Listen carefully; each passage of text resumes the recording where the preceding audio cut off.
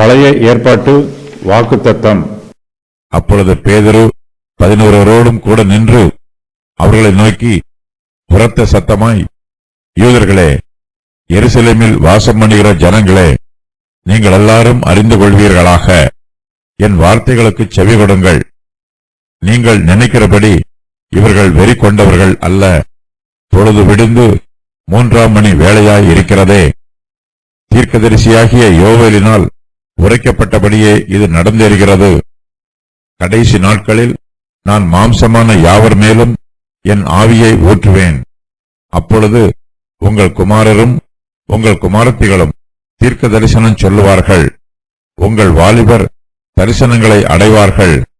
உங்கள் மூப்பர் சொப்பனங்களை காண்பார்கள். என்னுடைய ஊழியக்காரர் மேலும் என்னுடைய ஊழியக்காரிகள் மேலும் அந்நாட்களில் என் ஆவியை ஊற்றுவேன். அப்பொழுது அவர்கள் தீர்க்க தரிசனம் சொல்லுவார்கள்.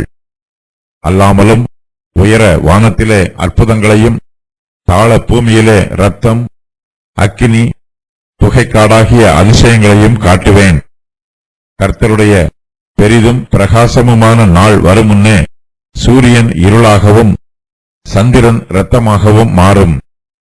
அப்பொழுது கர்த்தருடைய நாமத்தை தொழுது கொள்ளுகிறவன் எவனோ அவன் ரட்சிக்கப்படுவான் என்று தேவன் உரைத்திருக்கிறார்.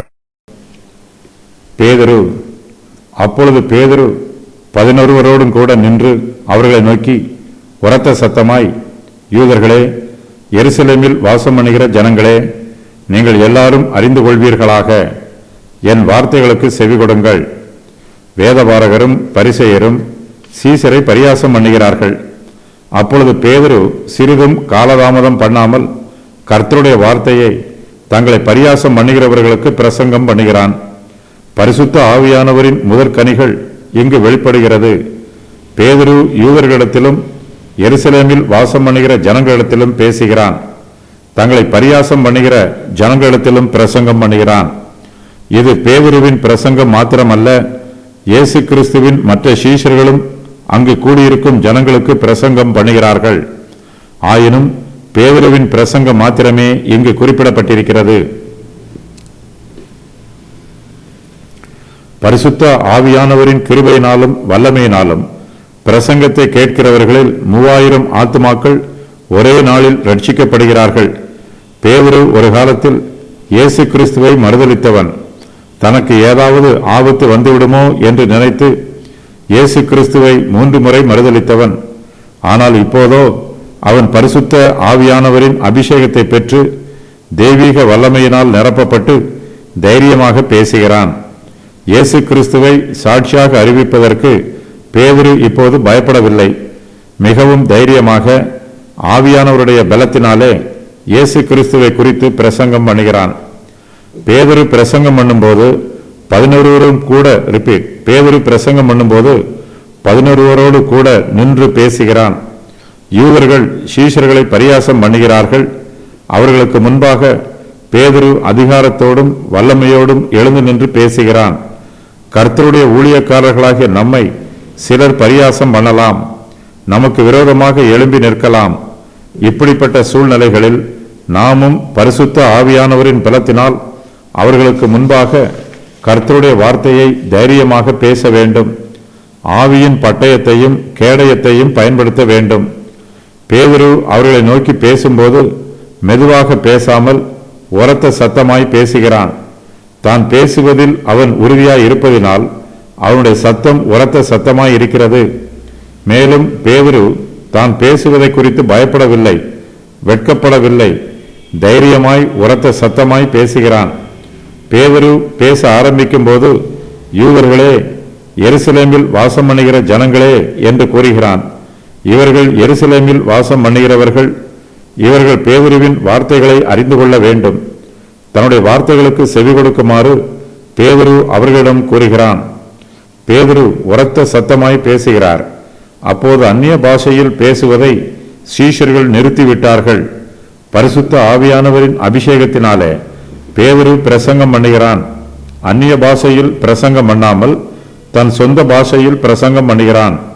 அப்போஸ்தலர் 2:9-11 வரை உள்ள வசனங்களில் கூறப்பட்டிருக்கும் 16 தேசங்களில் இருந்து பண்டிகைக்கு வந்திருக்கும் யூதர்கள் பேதுருவின் பாஷையை புரிந்து கொண்டார்கள். வெறி கொண்டவர்கள் அல்ல, நீங்கள் நினைக்கிறபடி இவர்கள் வெறி கொண்டவர்கள் அல்ல. பொழுது விடிந்து 3ஆம் மணி வேளையாய் இருக்கிறதே. ஆவியானவர் தங்களுக்கு தந்தருளின வரத்தின்படியே வெவ்வேறு பாஷைகளில் பேசுகிற சீஷர்களை இவர்கள் மதுபானத்தினால் நிறைந்திருக்கிறார்கள் என்று யூதர்கள் பரியாசம் பண்ணினார்கள். பேதுருவோ அவர்களுக்கு பிரதியுத்தரம் சொல்லும் வண்ணமாக, நீங்கள் நினைக்கிறபடி இவர்கள் வெறி கொண்டவர்கள் அல்ல என்று கூறுகிறான். இதுவரையிலும் வெவ்வேறு பாஷைகளில் பேசிய சீஷர்கள் இப்போது தங்களுடைய ஜென்ம பாஷையாகிய எபிரேய பாஷையில் பேசுகிறார்கள். அங்கு கூடியிருக்கிற யூதர்களுக்கு சீஷர்கள் பேசிய அந்நிய பாஷை புரியவில்லை. ஆகையினால் பேதுரு அவர்களுக்கு புரிகிற யூத பாஷையில் பேசுகிறான். சீஷர்கள் வெறி கொண்டவர்கள் அல்ல, பொழுது விடிந்து 3ஆம் மணி வேளையாய் இருக்கிறது. 3ஆம் மணி வேளை என்பது காலையில் 9 மணியை குறிப்பிடும். ஓய்வு நாட்களிலும் பண்டிகை நாட்களிலும் 3ஆம் மணி வேளைக்கு முன்பாக யூதர்கள் புசிப்பதும் இல்லை, குடிப்பதும் இல்லை. இது யூதருக்கு பொதுவான வழக்கம். ஆகையினால் பேதுரு பொழுது விடிந்து 3ஆம் மணி வேளையாய் இருக்கிறது என்று சொல்லுகிறான். அவன் சொன்னதன் பொருளை யூதர்கள் அறிந்து கொள்கிறார்கள். 120 சீஷர்களும் சந்தோஷமாக அந்நிய பாஷையில் பேசிக் கொண்டிருக்கிறார்கள். அவர்களை சாதாரணமாக பார்க்கும்போது மதுபானத்தினால் வெறி கொண்டவர்கள் போல இருக்கிறார்கள். இவர்கள் வெறி கொண்டவர்கள் அல்ல. பொழுது விடிந்து 3ஆம் மணி வேளையாய் இருக்கிறது. இது காலை 9 மணி ஆகும். இந்த காலை வேளையில் யூதர்கள் யாரும் குடிப்பதில்லை. இந்த நேரத்தில் அவர்கள் தேவாலயத்தில் ஆராதனை செய்வது வழக்கம். பக்தியே இல்லாத யூதர் கூட காலை 9 மணிக்கு மதுபானம் அருந்த மாட்டார்கள். யோவேலினால் உரைக்கப்பட்டபடியே பேதுரு தன்னுடைய பிரசங்க செய்தியில் 2 சத்தியத்தை கூறுகிறான். அவையாவன, சீஷர்கள் பரிசுத்த ஆவியினால் நிறைந்து வெவ்வேறு பாஷைகளை பேசுவது வேத வாக்கியத்தின் நிறைவேற்றமாய் இருக்கிறது. சீஷர்கள் வெவ்வேறு பாஷைகளில் பேசுவது இயேசு கிறிஸ்துவின் உயிர்த்தெழுதலுக்கும் அவர் பரமேறி போனதற்கும் சாட்சியாய் இருக்கிறது. சீஷர்கள் வெவ்வேறு பாஷைகளில் பேசுவது பழைய ஏற்பாட்டில் முன் அறிவிக்கப்பட்டிருக்கிற தீர்க்க தரிசனங்களின் நிறைவேற்றமாக இருக்கிறது. அந்த தீர்க்க தரிசனங்களில் தீர்க்கதரிசியாகிய யோவேலினால் உரைக்கப்பட்ட ஒரு தீர்க்க தரிசனத்தை மாத்திரம் பேதுரு இங்கு குறிப்பிடுகிறான். பேதுரு பரிசுத்த ஆவியினால் நிரப்பப்பட்டிருக்கிறான். புதிய அனுபவத்தில் கடந்து வந்திருக்கிறான். புதிய அனுபவம் வந்தவுடன் வேத வசனத்தை ஒதுக்கி வைத்துவிடவில்லை. பேதுரு சத்திய வசனத்திற்கு மேலாக தன்னை உயர்த்தவில்லை. தன்னுடைய அனுபவத்திற்கு சத்திய வசனத்தையே ஆதாரமாக சொல்லுகிறான். பேதுரு யோவேலின் தீர்க்க தரிசனத்தை மேற்கோளாக கூறுவது வேத பண்டிதர்கள் அனைவருக்கும் ஒரு முன் மாதிரியாக இருக்கிறது. வேத அறிஞர்கள் வேதத்தை எவ்வளவுதான் கற்று தேறினவர்களாக இருந்தாலும் அவர்களால் வேதாகமத்திற்கு அதிகமாக ஒருபோதும் கற்றுக்கொள்ள முடியாது. நம்முடைய வேத அறிவில் நாம் பெருமைப்படாமல் கர்த்தரையும் கர்த்தருடைய வார்த்தையையும் எப்போதும் மேன்மைப்படுத்த வேண்டும். பேதுரு தன்னுடைய பிரசங்கத்தில் கடைசி நாட்களிலே என்னும் வார்த்தையை பயன்படுத்துகிறார். கடைசி நாள் என்பது சுவிசேஷத்தின் காலத்தை குறிக்கும் வார்த்தையாகும். மனுஷர் மத்தியில் தேவனுடைய ராஜ்யம் பூமியில் ஸ்தாபிக்கப்படுகிறது. தேவனுடைய ராஜ்யம் பூமியில் ஸ்தாபிக்கப்படும் காலத்தில் சுவிசேஷத்தின் காலமே முக்கியமான காலம். ஏனெனில் இந்த காலமானது தேவனுடைய கிருபையின் கடைசி காலமாக இருக்கிறது. நாம் இப்போது கடைசி நாட்களிலே இருக்கிறோம். இது தேவனுடைய கிருபையின் காலம். இந்த கடைசி நாட்கள் முடிந்தவுடன் தேவனுடைய கிருபையின் காலமும் முடிந்து போகும். கடைசி நாட்களை பற்றியும் இந்த காலத்தில் நடைபெறும் சம்பவங்களை பற்றியும் கர்த்தருடைய தீர்க்கதரிசிகள் ஏற்கனவே முன் அறிவித்திருக்கிறார்கள். கர்த்தருடைய பிள்ளைகளாகிய நாம் தீர்க்கதரிசிகளால் முன்னறிவிக்கப்பட்டிருக்கும் சம்பவங்கள் நிறைவேறுவதற்காக விசுவாசத்தோடு காத்து கொண்டிருக்க வேண்டும். அவை நிறைவேறும் போது பயந்துவிடக்கூடாது. ஆச்சரியத்தினால் அதிர்ச்சி அடைந்துவிடக்கூடாது. அந்த சம்பவங்களை வாஞ்சையோடு வரவேற்க வேண்டும். பேதுரு யோவேலின் தீர்க்க தரிசனத்தை இங்கு மேற்கோளாக குறிப்பிடும்போது பரிசுத்த ஆவியானவரின் அபிஷேகம் சம்பந்தமான வசன பகுதி முழுவதையுமே சொல்லுகிறார். வேத வசனத்தை எப்போதுமே முழுமையாக தியானிப்பது நல்லது. பரிசுத்த ஆவியானவரின் அருள்மாறி இதற்கு முன்பு பழைய ஏற்பாட்டு காலத்திலும் கர்த்தருடைய பரிசுத்தவான்களுக்கு அருளப்பட்டது. ஆனால் இப்போதோ இதற்கு முன்பு எப்போதும் இல்லாத அளவுக்கு அதிகமான அளவில் பரிசுத்த ஆவியானவரின் அருள்மாறி ஊற்றப்படுகிறது. வானத்தில் இருந்து கிருபையின் ஆவியானவர் தாராளமாக வந்து இறங்குகிறார். இக்காலம் கடைசி நாட்களின் காலமாக இருக்கிறபடியினால் மாம்சமான யாவர் மேலும் ஆவியானவர் ஊற்றப்படுகிறார். யூதர்களுக்கு மாத்திரம் என்று மட்டுப்படுத்தப்படாமல் மாம்சமான யாவர் மேலும் பரிசுத்த ஆவியானவர் ஊற்றப்படுகிறார். யூதர்கள் மீதும் பிரஜாதியார் மீதும் பரிசுத்த ஆவியானவர் இந்த கடைசி நாட்களிலே ஊற்றப்படுகிறார். யூத மார்க்கத்து ரபிமார்களும் பரிசுத்த ஆவியானவரை பற்றி உபதேசம் பண்ணுகிறார்கள். பரிசுத்த ஆவியானவர் ஞானிகள் மீதும் ஐஸ்வர்யவான்கள் மீதும் மாத்திரமே ஊற்றப்படுவார் என்பது அவர்களுடைய உபதேசம். சமுதாயத்தில் மிகவும் முக்கியமானவர்களாக கருதப்பட்ட இவர்களே அக்காலத்தில் இஸ்ரவேல் தேசத்தின் வித்தாக மதிக்கப்பட்டார்கள். ஆனால் அவர்களுடைய உபதேசம் வேறு, தேவனுடைய சித்தம் வேறு. அவர்களுடைய உபதேசத்தின் பிரகாரம் பரிசுத்த ஆவியானவர் ஊற்றப்படாமல் தேவனுடைய தெய்வீக சித்தத்தின் பிரகாரமாக இந்த கடைசி நாட்களில் பரிசுத்த ஆவியானவர் மாம்சமான யாவர் மேலும் ஊற்றப்படுகிறார். பரிசுத்த ஆவியானவரின் அபிஷேகத்தை பெற்றுக்கொள்ளுகிறவர்கள் தீர்க்க தரிசனம் உரைக்கிறார்கள். பரிசுத்த ஆவியானவர் அவர்களுக்குள் தீர்க்க தரிசனத்தின் ஆவியானவராக கிரியை செய்கிறார். ஆண்கள் பெண்கள் என்னும் பாகுபாடு இல்லாமல் இரு பாலருக்குமே பரிசுத்த ஆவியானவரின் வல்லமை அருளப்பட்டிருக்கிறது. ஆவியானவர் தம்முடைய வல்லமையை வயது வித்தியாசம் இல்லாமல், சமுதாய அந்தஸ்து வித்தியாசம் இல்லாமல் தாராளமாக அருளுகிறார். பேதுரு யோவேலின் தீர்க்க தரிசனத்தை மேற்கோளாக சொல்லும்போது, கடைசி நாட்களில் நான் மாம்சமான யாவர் மேலும் என் ஆவியை ஊற்றுவேன். அப்பொழுது உங்கள் குமாரரும் உங்கள் குமாரத்திகளும் தீர்க்க தரிசனம் சொல்லுவார்கள். உங்கள் வாலிபர் தரிசனங்களை அடைவார்கள். உங்கள் மூப்பர் சொப்பனங்களை காண்பார்கள். என்னுடைய ஊழியக்காரர் மேலும் என்னுடைய ஊழியக்காரிகள் மேலும் அந்நாட்களில் என் ஆவியை ஊற்றுவேன். அப்போது அவர்கள் தீர்க்க தரிசனம் சொல்லுவார்கள் என்னும் வசன பகுதியை மேற்கோளாக கூறுகிறார். கர்த்தர் புருஷரையும் ஸ்திரீகளையும் தம்முடைய ஊழியக்காரராகவும் ஊழியக்காரிகளாகவும் அங்கீகரிக்கிறார். இந்த வசனத்தில் குமாரத்திகள் ஊழியக்காரிகள் என்னும் வார்த்தைகள் பயன்படுத்தப்பட்டிருக்கிறது. மேலறையில் இயேசுவின் தாயாகிய மரியாளும் மேலும் அநேக ஸ்திரீகளும் மற்ற சீஷரோடு அங்கு கூடி ஜெபத்திலும் வேண்டுதலிலும் தரித்திருக்கிறார்கள். இந்த வார்த்தைகளை தியானிக்கும் போது பரிசுத்த ஆவியானவரின் வரம் புருஷர்களுக்கு கொடுக்கப்பட்டது போலவே ஸ்திரீகளுக்கும் பாகுபாடு இல்லாமல் தாராளமாக கொடுக்கப்பட்டிருப்பது தெரிய வருகிறது. பரிசுத்த ஆவியானவரின் அபிஷேகத்தை பெற்றுக்கொண்டவர்கள் கர்த்தர் கொடுக்கிற செய்தியை தீர்க்க தரிசனமாக சொல்லுவார்கள். ஆவியானவர் அவர்களை அபிஷேகம் பண்ணி அவர்கள் சொல்ல வேண்டிய தீர்க்க தரிசன செய்தியையும் அவர்களுக்கு கொடுக்கிறார். யூத தேசத்தின் மீது வரப்போகிற தேவனுடைய நியாய தீர்ப்பை இவர்கள் தீர்க்க தரிசனமாக அறிவிக்கிறார்கள். தேவனுடைய கிருபையின் வல்லமைக்கு தங்களை ஒப்புக்கொடுத்து மனம் திருந்தாதவர்கள் தேவனுடைய கோபாக்கினைக்கு உட்படுத்தப்படுவார்கள். ஆவியானவரின் அபிஷேகத்தை பெற்றுக்கொண்டவர்கள் கர்த்தருடைய எச்சரிப்பின் செய்தியை தீர்க்க தரிசனமாக அறிவிக்கிறார்கள். தேவனுடைய கிருபையை பெற்றுக்கொள்ள மனதில்லாதவர்கள் தேவனுடைய கோபாக்கினையை பெற்றுக்கொள்வார்கள். கர்த்தருடைய சத்தத்திற்கு வளைந்து கொடுக்காதவர்கள் முறிந்து போவார்கள். யோவேல் தீர்க்கதரிசி கர்த்தருடைய பெரிதும் பிரகாசமுமான நாளை பற்றி தீர்க்க தரிசனமாக சொல்லி இருக்கிறார். இயேசு கிறிஸ்து கல்வாரி சிலுவையில் தம்முடைய ஜீவனை ஒப்புக்கொடுத்து 40 வருஷங்களுக்கு பிறகு எருசலேம் நகரம் அழிக்கப்படுகிறது. எருசலேம் அழிக்கப்படும் இந்த நாளே கர்த்தருடைய பெரிதும் பிரகாசமுமான நாளாகும். எருசலேமின் மீது உண்டான அழிவை போன்ற பேரழிவு இதற்கு முன்பு வேறு எந்த நகரத்திற்கும் உண்டாகவில்லை. இது கர்த்தருடைய நாள். கர்த்தர் தம்முடைய நாளில் இயேசு கிறிஸ்துவை சிலுவையில் அறைந்த ஜனங்களை பழி தீர்க்கிறார். இந்த நாளில் தேவனுடைய நியாய தீர்ப்பு உண்டாயிற்று.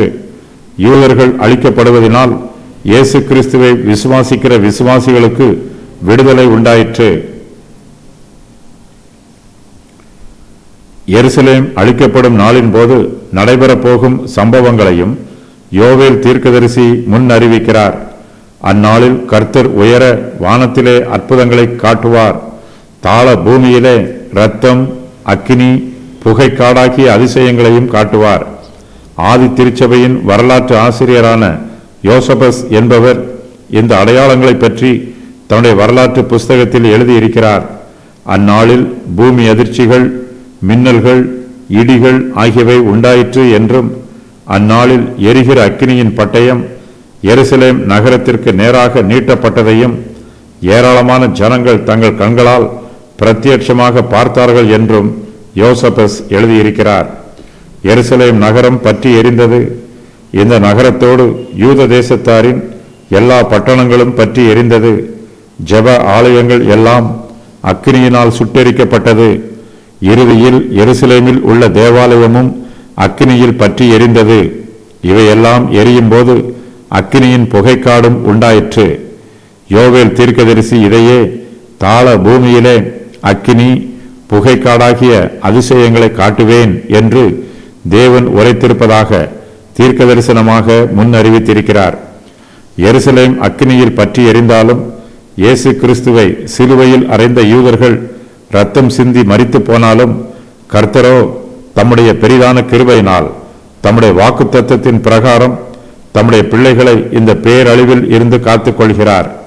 அப்பொழுது கர்த்தருடைய நாமத்தை தொழுது கொள்கிறவன் எவனோ அவன் ரட்சிக்கப்படுவான் என்று தேவன் உரைத்திருக்கிறார் என்று யோவேல் கர்த்தருடைய வார்த்தையை தீர்க்க தரிசனமாக முன் அறிவித்திருக்கிறார். ரோம பேரரசு யூத தேசத்தை முழுவதுமாக அழித்து போட்டார்கள். யூதர்களையெல்லாம் சங்காரம் பண்ணினார்கள். இந்த மகா சங்காரத்தில் கர்த்தருடைய பிள்ளைகள் ஒருவர் கூட அழிந்து போகவில்லை. யாரெல்லாம் கர்த்தரிடத்தில் ஜெபித்தார்களோ அவர்கள் எல்லோரையும் கர்த்தர் பாதுகாத்து கொண்டார். ஜெபிக்கிற பிள்ளைகளுக்கு எப்போதுமே பாதுகாப்பு உண்டு.